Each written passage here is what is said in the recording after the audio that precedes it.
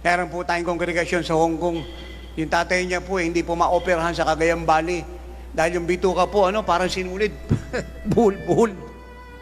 Natatakot po yung mga doktor pag ginalaw, tsaka mamamatay po yung matanda. Kasi buhol-buhol po yung bituka, nagka-buhol-buhol. Kahit may pera ka, paano ka gagaling? Buhol-buhol yun. Nanalangin po tayo. Amen. Wala ako sa Cagayan Valley, pero si Jesus po, nandoon ako po, nanalangin, pinatotohanan niya po na ako'y apostol niya at lingkod niya. Pagkatapos ko pong manalangin po rin ng Panginoon, bumalik po yung tatay niya doon sa doktor, nagulat yung doktor, yung bituka po kalag na. At meron po tayong mag-asawang pastor at pastora. Yung babae po, yung pastorang asawa niya, 6 na ulit, nakunan, 4 na beses diraspa. Kaya hindi na po magkakaanak yun. 6 na ulit nakunan, 4 na beses diraspa, nipis na po ng matris. Sabi ng doktor, wala nang pag-asa. Hindi kaya ng matris mo magdala ng bata, mamamatay ka. Kasi 6 na ulit nakunan, 4 na beses diraspa, manipis na po yung matris. Nakarating po sila sa Man of God. Umatin po ng convention ko. At ako po'y bumaba ng pulpito at pinatawag ko po yung dalawa. Yan, sabi ko, nagkamali yung doktor. Si Dr. Jesus, hindi nagkamali. Walang mahirap sa Diyos. Pinagpray ko po yung matris na kumapal. Pinagpray ko po yung matris na maging maayos. At hindi ko lang pinagpray na kumapal at maging maayos. Ako po yung nagpray, sila po yung magkaanak. Kung hindi po naawat, hindi na po mabilang yung anak. Ngayon po, 3 na po yung anak.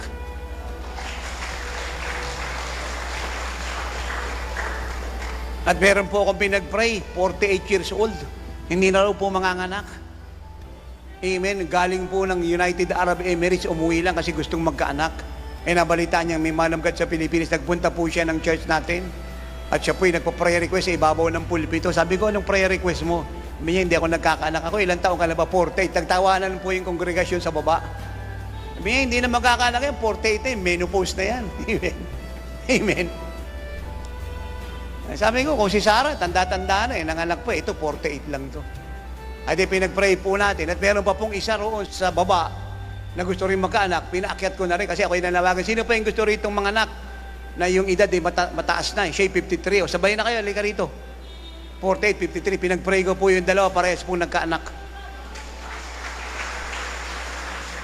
Na tayo po'y nag-oras ng himala sa Cuneta Astrodome. Sabi ng Lord sa akin, anak, marami rito mga walang anak. Ako po'y nagpaakyat po ng mga walang anak sa itaas. Napakarami po nila. Taislain po yung mga babaeng walang mga anak. Tagal na po. Iba 30 years, iba 15 years. Taislain po sa ibabaw. Amen? Makalipas po yung mga ilang buwan, nagsipaglihi po sila. Makalipas po yung 1 taon, nagkaanak na po sila. At nakita ko po yung mga baby. Ako po nag-dedicate. Bakit ko po kinukwento to sa inyong lahat? Wala pong sakit at karamdamang pinipili ang Panginoon. Kung kaya niya pong patawarin ang lahat ng ating kasalanan, kaya niya ring pagalingin ang lahat ng klase ng sakit at karamdaman. Kung kaya niya pong alisin yung kalikasan nating makasalanan, kaya niya rin pong tanggalin ang lahat ng sakit sa katawan natin. Alala niyo po yung babaeng Kuba? In Luke 13, 18 years, Kuba.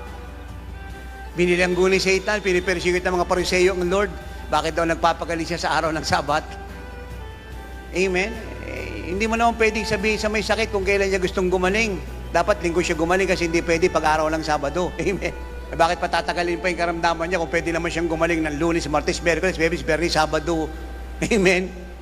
Ang importante sa Lord, hindi yung araw kundi yung may karamdaman gumaling. Ito pa po maganda kay Jesus Sa doktor, ang daming appointment. Balik ka sa susunod na Martes, balik ka sa susunod na Miyerkules. Sabi ng mga ophthalmologists, neurologists, yung mga surgeon, balik ka sa araw ng ganito, ito yung check-up mo. So, ang dami mong araw na babalik-balikan. Kay Jesus, walang appointment. Ano mga araw at oras na gusto mong gumaling, pagagalingin ka niya. Pinatungan na Lord ng kamay yung Kuba, siya po'y umunat. Minsan ako po'y naimbitahan po ng mga kapatiran sa ibang fellowship. Siya po'y orphanage. Siya po'y pinapatakbo po ng Norwegian missionary. Ako po'y pinapunta nila ron. Nakita ko po yung mga bata nasa crib, mga abandon ng mga bata. Grabe po yung mga karamdaman. Ako po yung umiiyak kasi first floor, second floor, third floor, fourth floor. Ako po sinama nila, nakita ko po yung mga bata, umiiyak po ako. Dama ko po yung pag-ibig ng Lord sa mga batang may karamdaman. Iba-iba po yung sakit nila. At meron pong isang batang bumulaga sa harap kong pangalan niya po Richard Cuba.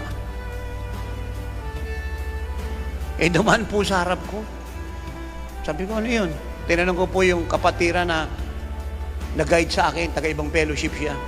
Kasi hindi naman mahalaga yung pangalan ng fellowship. Importante, magkakapatid tayo sa Lord Ang nirarapture naman, hindi naman pangalan ng fellowship natin, tayo naman. Ang importante naman, hindi pangalan ng fellowship natin, kundi si Kristo nakipag-fellowship sa atin at nagtatag ng relationship sa atin. Ang importante kasi rito, hindi doktrina Ang importante rito, katotohanan. At napakaliwanag na dapat maunawaan dyan sa buong mundo. Wala tayo rito ang kaharian, lahat ay kay Kristo. Wala tayong pag-aari rito kahit isang tupa, isang bagal, isang tanso, isang kotse, isang bahay, isang bubong, isang kadihero, isang laptop, lahat ay kay Kristo. At dahil lahat ay sa Kanya, wala tayong problema sa buhay nito. At dahil siya may-ari ng lahat, siya ang mag-iingat sa lahat, siya ang haharap sa lahat ng kaaway natin, at siya ang magpapala ng lahat ng kailangan natin. Hallelujah! Kaya kung ibigay mo na talaga ng totoo yung buhay mo sa Lord, wala ka lang dapat inaalala. Because He lives, we can face tomorrow. Because He lives, all fear is gone. Now we know that He holds our future, and life is worth living because He lives. Po natutuhan ko sa Lord, ako ay naligtas, binigay ko sa Lord lahat ng buhay ko Negosyo, trabaho, iniwan ko po lahat. Ang importante si Kristo sumaakin. At ang siya po'y sumaakin, ito na po ako ngayon, na-enjoy ko yung buhay ko. At na-discover ko po na wala pong pera, karangalan, kasikatan ng higit kay Kristo. Kanila na po yung lahat ng kayamanan sa mundong ito. Sapat na po si Kristo sa atin dahil pag siya po'y sumaatin, lahat ng Kanya, atin na rin. Oh! Kaya ako, hindi ako naghahanap ng blessing Hindi ako nagsosolicit, hindi ako nakikiusap, hindi ako nagmamakaawa. Hindi ako magmamakaawa. Kanya nga ang lahat. Kung siya'y sumasa akin, hindi lahat ng Kanya akin. Susunod lang ako upang lahat ng Kanya ma-enjoy ko. Pag sinabi niya magbigay, nagbibigay ako. Sinabi niya mag-tithe ka, magta-tithe ako. Mag-sacrificial, sasacrificial ka. Sabi niya, punta kang Danau, punta akong Danau. Kung saan niya ako papunta, pupunta. Sinabi niya, gawin mo to, gagawin ko to. Amen? Ganun lang po kasimple yun. Sinabi niya, akin na ito. Sa'yo naman talaga to, Lord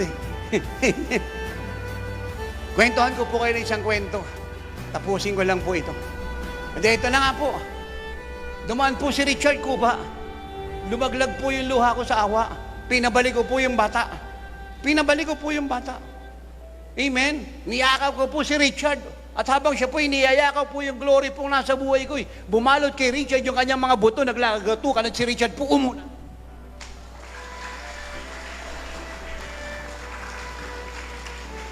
Huwag niyong hanapin ang Diyos nakatira sa inyo. Ang Diyos, ipahayag niyo yung Diyos.